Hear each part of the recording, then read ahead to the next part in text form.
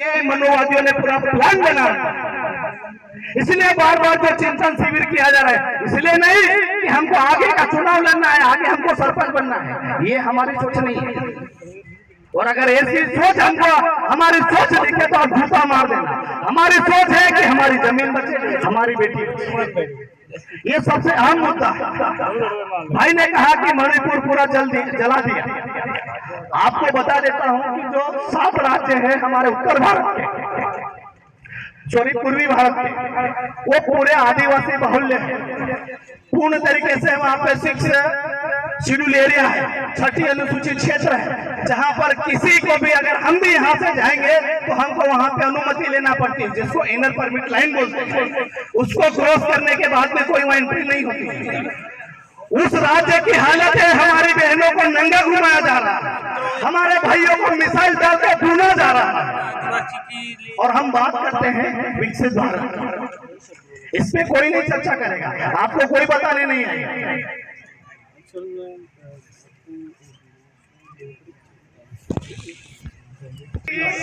ये सिर्फ 7 सिस्टर राज्य की हालत है। अभी हमारे मध्य प्रदेश में पूरी तरीके से जो गवर्नमेंट चल रही है वो कॉर्पोरेट गवर्नमेंट है। हमको इस बारे में सोचना है कि आने वाले जो समय में, अभी ये हाल ही में मध्य प्रदेश को इन्होंने कहा कि जो विदेशी जो सरकारी विदेशी जो कंपनियां हैं वो मध्य प्रदेश के किसी भी कोने में अगर हाथ रखेगी वो जमीन लैंड बैंक जिसको बोलते हैं, भूमि का बैंक बनाया, और ये उसका ही परिणाम है। ये विधानसभा में बिल पारित करके न्यूक्लियर पावर प्लांट तुम्हारे माथे पे रखा हुआ है कि जब इसमें से जो हिट जो निकलेगी, जो तरंग निकलेगी, आपके बच्चे लंगड़े लूले पैदा होंगे। उदाहरण हिरोशिमा नागासाकी का देख लेंगे कि न्यूक्लियर पावर प्लांट में जब विस्फोट होता है, जब तरंगे निकलती है, तो आपकी क्या हालत होने वाली है। 50 किलोमीटर का एरिया बंजर हो जाएगा और तुम्हारे लिए बोलने वाला कोई भी नहीं। एक बोला तो तकरीबन 3 साल हो गए हैं उसको जेल के चक्कर काटने का। ऐसे हमको हर एक घर में हमको विलेज भाई पैदा करना पड़ेगा, और समाज से अपेक्षा है कि विलेज भाई के माता पिता ने जैसा साहस दिखाया है ऐसा आपको भी समाज को दिखाना पड़ेगा। तब ऐसा लड़का निकल कर आपके समाज के लिए, आपकी बेटी के लिए, आपकी जमीन के लिए लड़ाई लड़ेगा, अन्यथा कोई नहीं लड़ाई लड़ेगा। ये हालत हो गई हमारी। और दूसरी मैं सबसे बड़ी बात ये बोलना चाहता हूं कि जिस प्रकार से हमारे जो संगठन है, जो समाज के जो बुद्धिजीवी लोग हैं, उनको किस प्रकार से टारगेट करके एक एक को तोड़ा जा रहा है।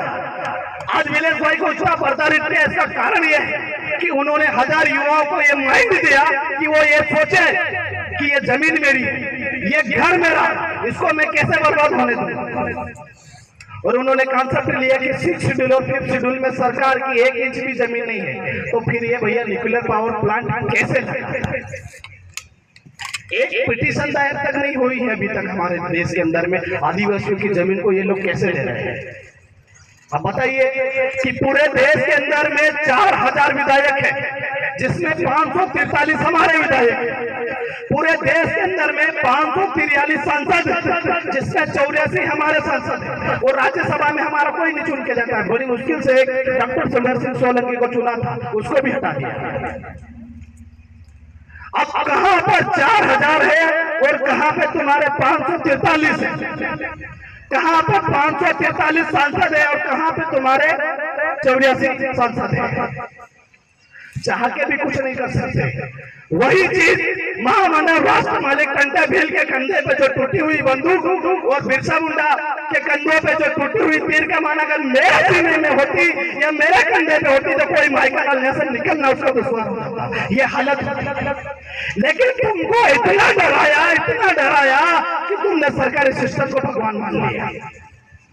और आज हालत ऐसी है कि वेल एजुकेटेड पास बारे में DCA PGDCA सब कुछ होने के बाद में बेरोजगार हूं आपके सामने। ये सरकारी सिस्टम है, और बोलते हैं कि हम आदिवासियों का विकास कर रहे हैं, आदिवासियों के विकास कर रहे हैं। विकास नहीं, 1992 से लगाकर आज तक हमारे क्षेत्र में पंचायती राज्य आया है, आज भी हमारे घर कच्चे हैं। और उन्होंने सर्वे चालू कर दिया थी इसी वर्ष में कि जिनके घर में मोटरसाइकिल है, जिनके हाथ में स्मार्टफोन है, वो सब गरीब रेखा की लाइन से ऊपर हो गए।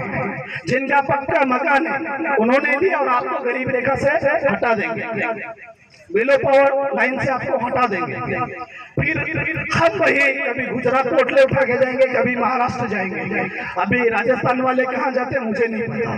और ये तय तो मेरे भाइयों, मेरी माता है, मेरे बड़े बुजुर्ग, आप लोगों से हम यही निवेदन करते हैं कि संगठन में 50 लोग रहेंगे, कोई दिक्कत नहीं है, पर 2-4 लोग बेचारे लोग को पैदा कर लो। विलेज भाई चले जाएंगे तो बचेगा क्या हमारे पास? कोई है हमारे पास ऑप्शन? किसी ने बनाया क्या? तो ऑप्शन बनाना पड़ेगा। इसीलिए चिंतन शिविर रखा है कि कोई ऐसा उभर कर निकल कर आए जो सरकारी सिस्टम को हिला कर रखे और हमारे जल जंगल जमीन की बात करें। भाई ने कहा कि हम 1 इंच भी जमीन नहीं देंगे, या तो 20 किलोमीटर का एरिया छीन लिया है। 1 इंच तो बड़ी बात हो जाती है, 20 किलोमीटर के एरिया में ये रेडिएशन बिछाएंगे, न्यूक्लियर पावर बिछाएंगे, ये चीजें हो रही है। तो मैं आपसे हाथ जोड़कर निवेदन करता हूँ कि संगठन से परे, राजनीति से परे, व्यक्तिगत सोच से परे हो कि हमको सामाजिक और जाजन व्यवस्था की ओर सोचना पड़ेगा। उदाहरण के लिए आपको बता दूं कि 5वें अनुसूचित क्षेत्र पिक्चर क्या है। जैसे हमारे घर का मुखिया है, एक घर है, उस घर का एक मुखिया है, घर का डिसीजन कौन लेगा? मुखिया लेगा कि नहीं लेगा? तो वही 5वीं अनुसूचित क्षेत्र में हम सब मुखिया है। हमारा सामूहिक अधिकार, ये जो एक पट्टा दिया हुआ ये हमारा अधिकार नहीं है, सामूहिक पट्टा। ये जमीन सिर्फ आदिवासियों की है, इसमें जो भी निर्णय लेना है वो आदिवासी लेंगे। लेकिन अभी निर्णय कौन ले रहा है? कलेक्टर ले रहा है, जिसको कलेक्ट करने का काम है। हमारी जमीन से राजस्व जो निकलेगा उसका लेने का काम है। साथियों, छुट्टी मिल गई है, आप सभी ने मुझे बहुत ध्यानपूर्वक सुना, इसलिए आप सभी को क्रांतिकारी जय भीम, जय जोहार, जय आदिवासी।